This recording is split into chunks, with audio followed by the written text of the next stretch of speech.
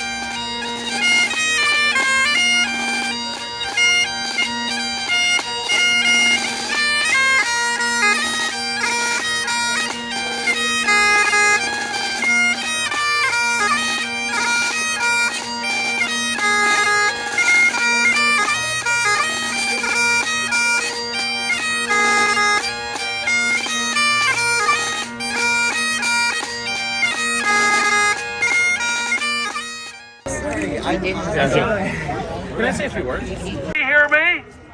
Is this clear? All right.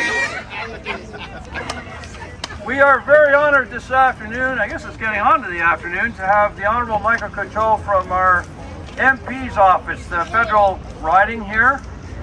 Congratulations and thank you very much, Mr. Coteau, for being here. Very, very special and very important. Well, thank you so much, and it's great to be able to join each and every one of you in our MPP, Dr. Adil Shamji. It's great for him to be here as well. I grew up in Flemington Park. I grew up when the three Winford buildings were the first three buildings that were put up here I could remember, and it was a big deal. You know, back then there was some new development in the community. And this neighborhood has always been a great neighborhood, vibrant and louder. Car. Oh, car. Cars coming. I wanted to be here today. Obviously, I'm the federal representative, and we don't have a lot power when it comes to development in a community. But I do have my voice. And I know from as being a former school board trustee that you know, when community goes through development, there's a lot of needs that are necessary, things that need to be put in place before you could actually go forward. And in fact, you know, communities, when they're being developed, it shouldn't be, you know, how the building is you know, how the community is going to respond to a building going up. It should be, how does the building fit into a community? Right. And it's exactly that. It's what should happen. And you know, I look around here. We need way more supports in place. You know, to even entertain the prospect of more development. You know, schooling, community centers. You know, different types of traffic. You know, traffic control and studies. Over the last several years in this community. There has been, and I'm talking about the Don Mills corridor, there has been a lot of proposals for new development. In fact, from Overlea all the way up to Fairview Mall along our corridor, there's almost 100 buildings that are being planned to be put up. And the problem with that whole situation, I've been very public about my opposition to the lack of planning and consultation in the community. In fact, where I grew up across from the Science Center, 7 Rochfort, and 11 Rochfort, the 2 little brown buildings, that's where I grew up. Those buildings are being torn down and high-rise buildings are going up. And the people who have lived there have been there for 40 years paying rent, and they're just going to be thrown out of those buildings. They will not be able, many of them will not be able to afford to live in the new buildings that are coming up. So, you know, this is a lack of community consultation, a lack of community planning. And I've been very public about this. Our previous councillor, after many times of trying to ask him to build a community plan, you know, has failed to do so. So I'm glad we have a new councillor who is there he is, Burnside, our city councillor. I'm glad that we have a councillor that actually shows up to these events.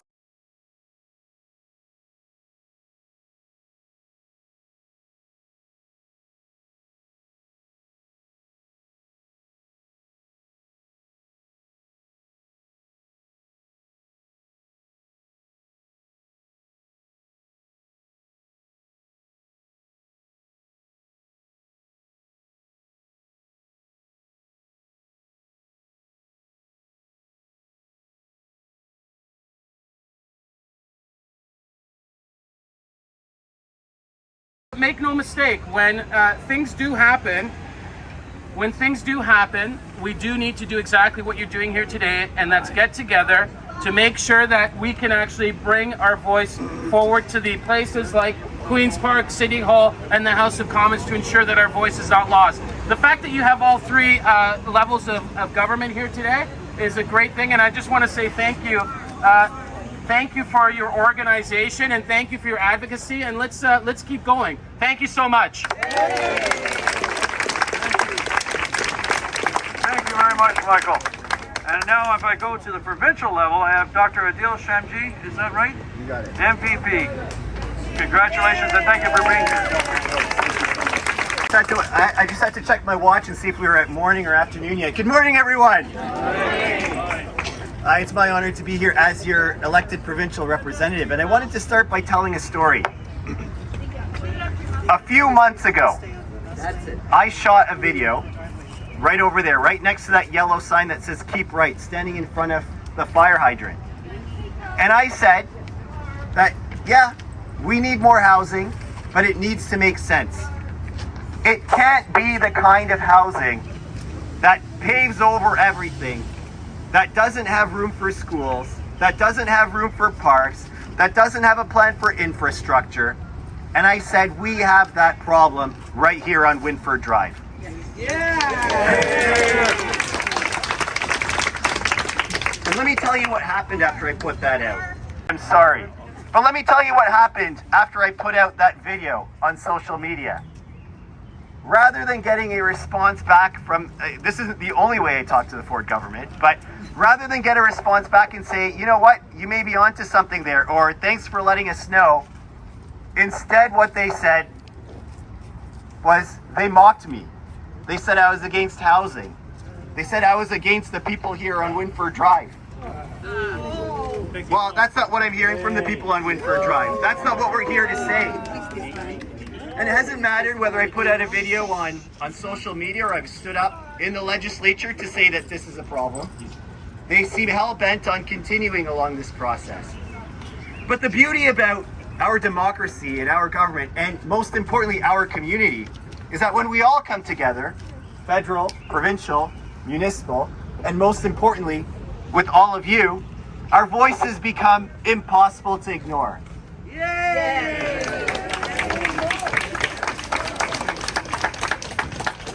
And I worry that this is part of a broader trend towards our voices being encroached upon.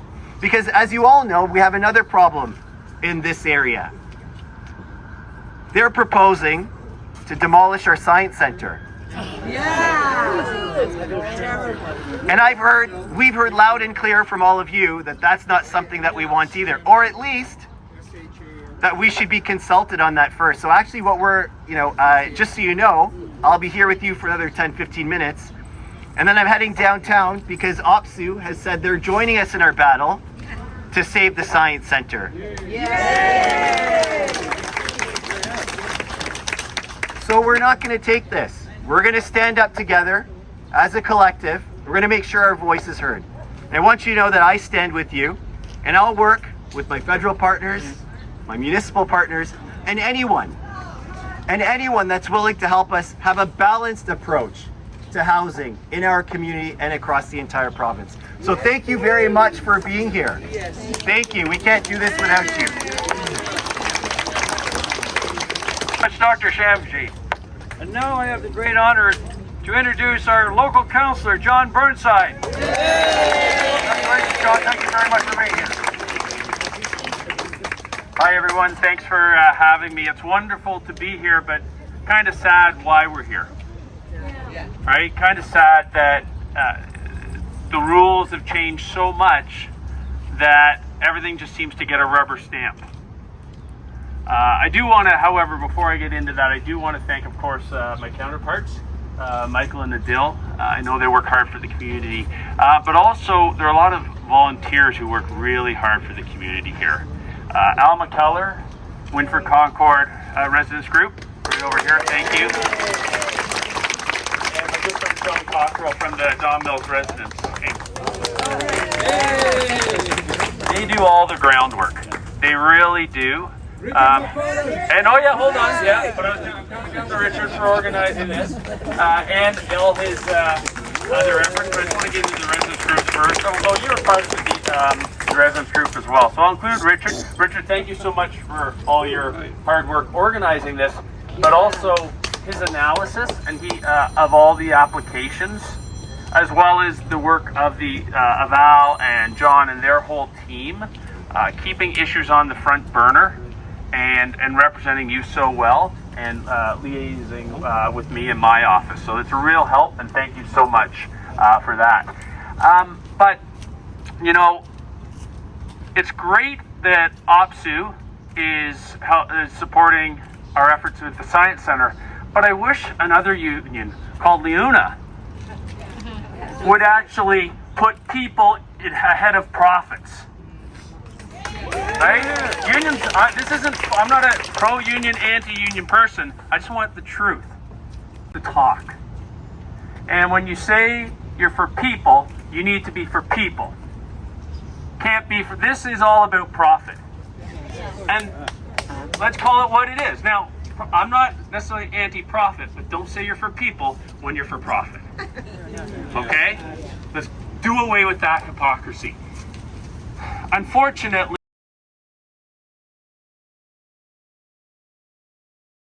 down at 175, very difficult to deal with.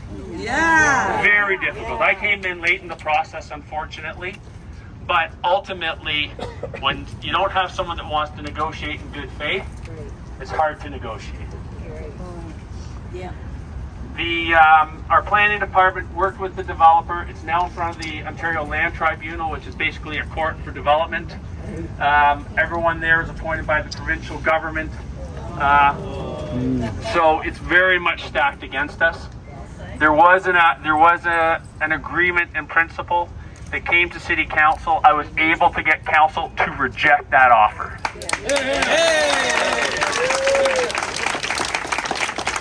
90 times Council just rubber stamps these things. I did get them to reject it. It went back to the table. I'm not sure what's coming back, but unfortunately, if we don't come to some terms that is acceptable to the community, it will be the land tribunal that makes that decision. But isn't a tribunal supposed to be neutral? They are, but the legislation in front of them. So, for instance, when we talk about development around transit, there's a minimum density. Winford, as John and Alan will tell you, have blown past those numbers. Blown, not even just exceeded, blown past those numbers. To me, those minimums are it's okay for them to be the starting point, but if you want to blow past those numbers, you have to prove that you do more than just build housing. There has to be somewhere to work, there has to be somewhere to play. If you can justify that, then you can increase your density. That's not happening here. We know that. We know over at Yonge and Lawrence, where there's a subway that actually works, that they have two-story buildings. So back to this lack of planning, this lack of foresight, and unfortunately the decisions we make today, or that in fact are made for us today, are going to affect communities for 50 to 100 years. And that's why it's so important that everyone comes out today, that our voices are heard, and that we don't give up till that permit is issued. Thank you so much. Please reach out to my office at any time. Here to fight with you, here to fight for you, and we'll do whatever we can to make this the best that we can. Thank you.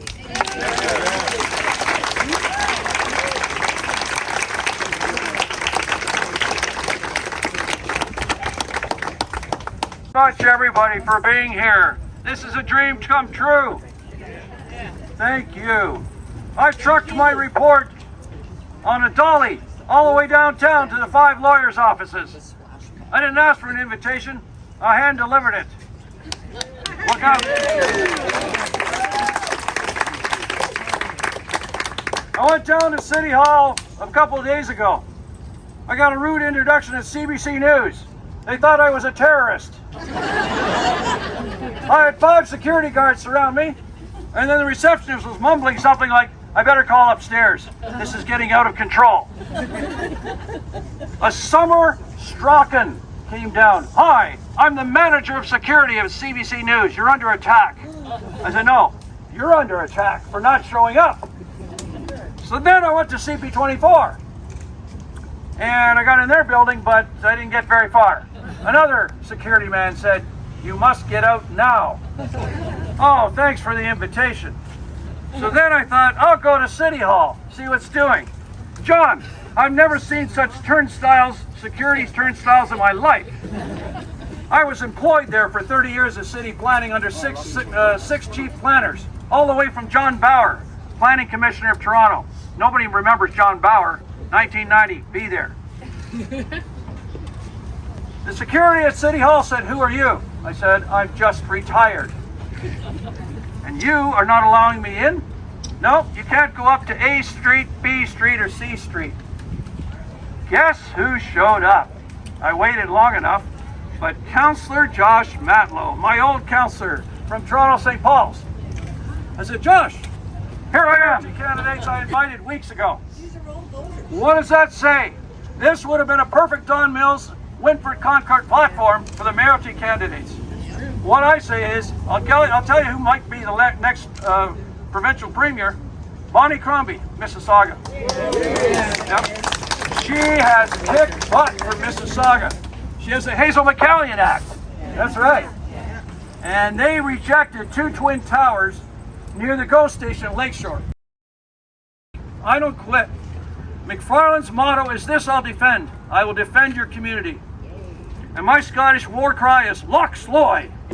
Will everybody say Loch Sloy? Loch Sloy! Aye, thank you.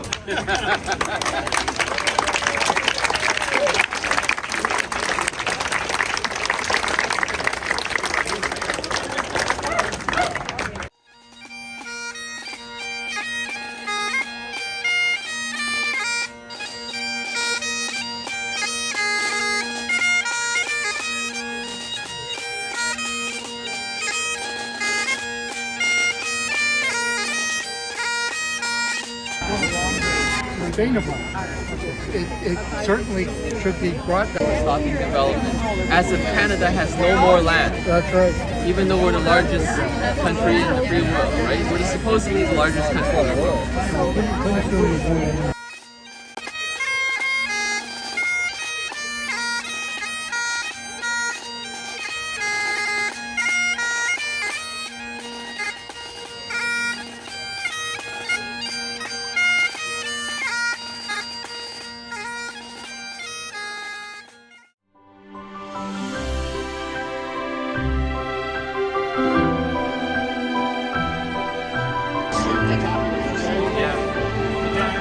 Take care. Take care.